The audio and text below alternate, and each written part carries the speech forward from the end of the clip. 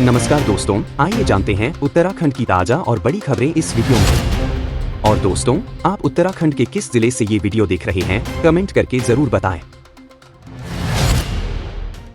प्रारंभिक शिक्षा विभाग को मिले 236 नए सहायक अध्यापक, सीएम धामी ने दिए नियुक्ति पत्र। उत्तराखंड के प्रारंभिक शिक्षा विभाग में पहले चरण की काउंसलिंग के बाद 473 सहायक अध्यापकों को नियुक्ति पत्र देने की प्रक्रिया शुरू हो गई है। देहरादून स्थित शिक्षा निदेशालय में शुक्रवार को 236 चयनित सहायक अध्यापकों को नियुक्ति पत्र प्रदान किए गए। मुख्यमंत्री पुष्कर सिंह धामी ने सभी नए अध्यापकों को बधाई दी और कहा कि शिक्षकों की समाज में महत्वपूर्ण भूमिका होती है। उन्होंने बताया कि राज्य में शिक्षा व्यवस्था को और बेहतर बनाने के लिए लगातार प्रयास किए जा रहे हैं। शिक्षा मंत्री धन सिंह रावत ने बताया कि प्रारंभिक शिक्षा में 2906 पदों के लिए काउंसलिंग प्रक्रिया चल रही है और पहले चरण में 473 अध्यापकों की नियुक्ति की जा रही है। अटल बिहारी वाजपेयी की पुण्यतिथि पर सीएम धामी और भाजपाइयों ने दी श्रद्धांजलि। कल भारत के पूर्व प्रधानमंत्री अटल बिहारी वाजपेयी की पुण्यतिथि पर पूरे देश में उन्हें श्रद्धांजलि दी गई। मुख्यमंत्री पुष्कर सिंह धामी ने शासकीय आवास पर वाजपेयी को श्रद्धांजलि अर्पित की। इसके साथ ही रुद्रपुर और मसूरी में भी भारतीय जनता पार्टी के कार्यकर्ताओं ने वाजपेयी को याद किया और उनके जीवनकाल और योगदान पर प्रकाश डाला। रुद्रपुर जिला कार्यालय में भाजपा कार्यकर्ताओं ने वाजपेयी के अद्वितीय नेतृत्व और राष्ट्रवादी सोच की सराहना की, जिसने भारत को एक नई दिशा दी। मसूरी में कंपनी गार्डन का नाम बदलकर अटल गार्डन किया जाएगा और वहां वाजपेयी की आदमकद मूर्ति स्थापित की जाएगी। बाहरी राज्यों के किराएदारों के लिए नया नियम, मान्य नहीं होगा ऑनलाइन वेरिफिकेशन। उत्तराखंड में किराएदारों के सत्यापन के लिए नया नियम लागू किया गया है। बाहरी राज्यों के किराएदारों के लिए अब ऑनलाइन सत्यापन मान्य नहीं होगा, बल्कि मैन्युअल सत्यापन के साथ उनके स्थायी निवास के थाने से एनओसी लेना अनिवार्य होगा। उत्तराखंड में रहने वाले भवन स्वामियों को ऑनलाइन सत्यापन के बावजूद बाहरी राज्यों के किराएदारों के मामले में पुलिस की सख्ती के चलते जुर्माने का सामना करना पड़ सकता है। देहरादून एसएसपी अजय सिंह ने बताया कि बाहरी राज्यों से आने वाले किराएदारों के लिए संबंधित थाने से एनओसी प्राप्त करने के बाद ही पुलिस सत्यापन कराया जाना जरूरी होगा। दोस्तों, अगली खबर का रुख करते हैं। दुग्ध उत्पादकों के लिए बड़ी राहत, 15 करोड़ का रिवॉल्विंग फंड बनेगा, समय पर होगा भुगतान। उत्तराखंड में दुग्ध उत्पादकों के लिए अच्छी खबर है। धामी सरकार ने दुग्ध उत्पादन को बढ़ावा देने और दुग्ध संघों के ओवरहेड खर्चों में कमी लाने के लिए 15 करोड़ रुपए का रिवॉल्विंग फंड बनाने का निर्णय लिया है। शुक्रवार को दुग्ध विकास मंत्री सौरभ बहुगुणा ने विभागीय अधिकारियों के साथ बैठक की, जिसमें दुग्ध ब्रांड आंचल को नंबर 1 बनाने और दुग्ध उत्पादकों को समय पर भुगतान सुनिश्चित करने के निर्देश दिए गए। उन्होंने कहा कि दुग्ध संघों के खर्चों में कमी कर सरकार पर उनकी निर्भरता घटाई जाएगी, साथ ही दुग्ध उत्पादकों के लिए पशुचारा और अन्य सुविधाएं भी उपलब्ध कराई जाएंगी। देहरादून के रेस्टोरेंट में बाथरूम में महिला की रिकॉर्डिंग, आरोपी गिरफ्तार। देहरादून के प्रसिद्ध आनंदम रेस्टोरेंट में एक महिला का वीडियो बाथरूम में छिपाकर रिकॉर्ड करने का मामला सामने आया है। घटना 15 अगस्त को चक्राता रोड स्थित आनंदम रेस्टोरेंट की है, जहां रेस्टोरेंट के कर्मचारी ने अपने मोबाइल को बाथरूम में छिपाकर रिकॉर्डिंग की। मामले का खुलासा होने पर पुलिस ने आरोपी युवक विनोद, जो कि झारखंड का निवासी है, के खिलाफ मामला दर्ज कर उसे हिरासत में ले लिया है। पुलिस ने आरोपी के मोबाइल से वीडियो फुटेज भी बरामद की है। रेस्टोरेंट के मालिक आनंद गुप्ता ने सफाई दी है कि आरोपी सफाई कर्मचारी एक सिक्योरिटी एजेंसी से हायर किया गया था और उसके खिलाफ सख्त कार्रवाई की मांग की है। उत्तरकाशी के दयारा बुग्याल में मनी दूध और मक्खन की होली, बटर फेस्टिवल का अद्भुत नजारा। उत्तराखंड के उत्तरकाशी में 11,000 फीट की ऊंचाई पर स्थित दयारा बुग्याल में शुक्रवार को बटर फेस्टिवल की धूम रही।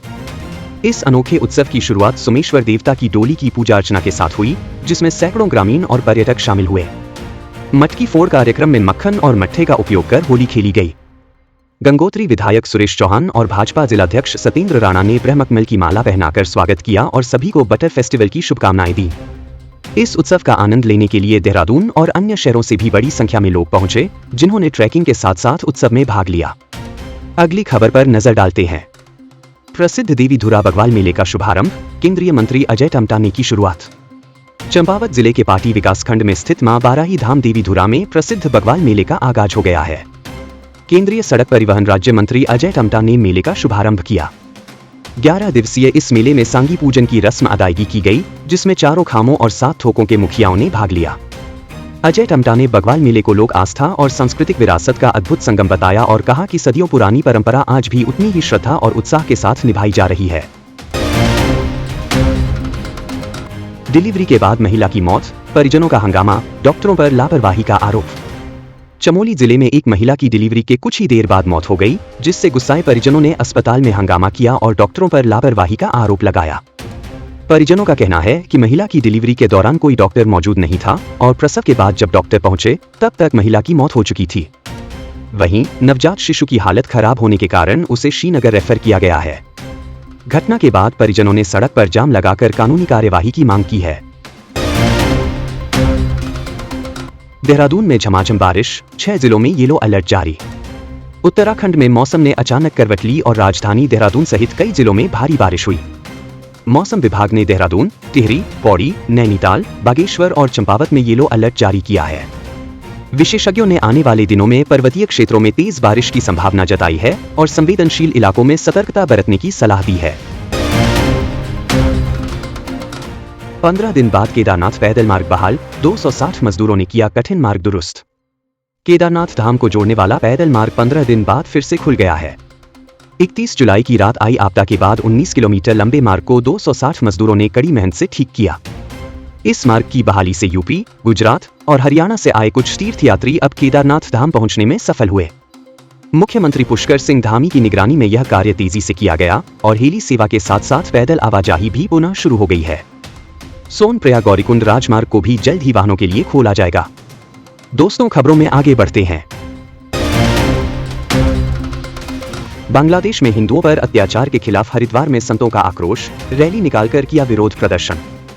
बांग्लादेश में हिंदुओं पर हो रहे हमलों के विरोध में हरिद्वार के संत समाज ने आक्रोश रैली निकालकर विरोध जताया। यह रैली शिव मूर्ति से शुरू होकर हर की पैड़ी ब्रह्मा कुंड पर समाप्त हुई, जहां संतों ने बांग्लादेश में मारे गए लोगों की आत्मा की शांति के लिए 2 मिनट का मौन रखा। संतों ने भारत सरकार और यूएनओ से हस्तक्षेप की मांग की और कहा कि बांग्लादेश में हिंदुओं की सुरक्षा सुनिश्चित की जाए। सीएम धामी ने मुख्यमंत्री सशक्त बहना उत्सव योजना को बताया महिलाओं के सशक्तिकरण का महत्वपूर्ण कदम। मुख्यमंत्री पुष्कर सिंह धामी ने मुख्यमंत्री सशक्त बहना उत्सव योजना और मुख्यमंत्री महिला स्वयं सहायता समूह सशक्तिकरण योजना के तहत आयोजित कार्यक्रम में हिस्सा लिया।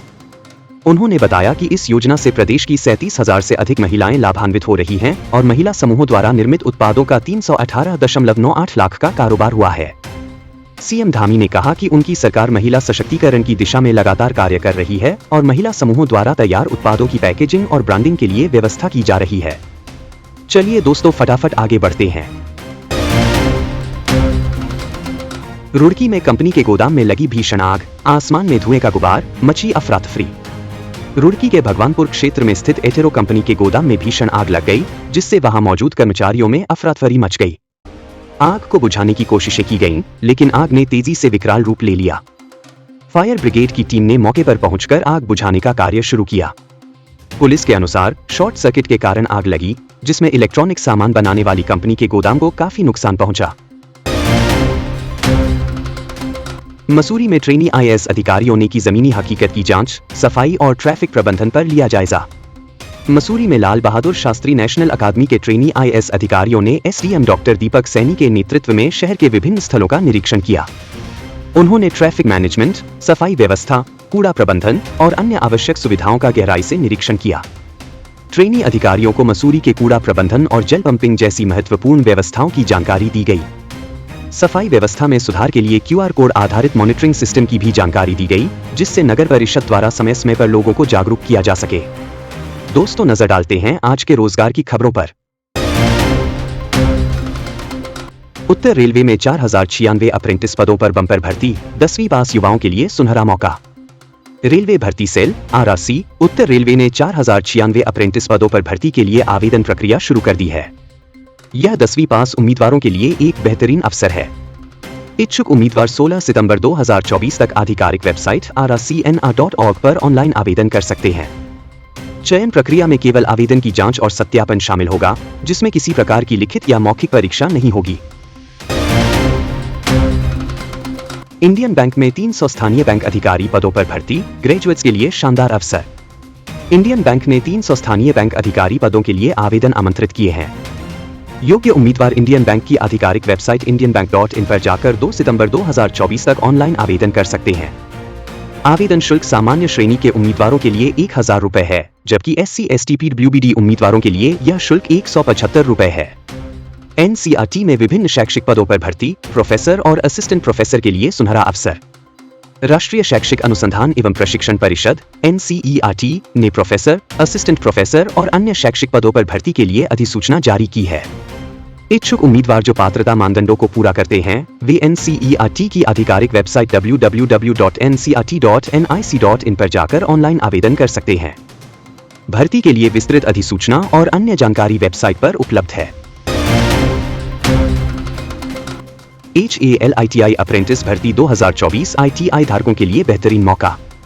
हिंदुस्तान एरोनॉटिक्स लिमिटेड ने ITI apprentice, fitter, Turner, computer operator और अन्य पदों के लिए भर्ती की अधिसूचना जारी की है। इच्छुक उम्मीदवार हाल की आधिकारिक वेबसाइट www.hal-indea.co.in पर जाकर आवेदन कर सकते हैं।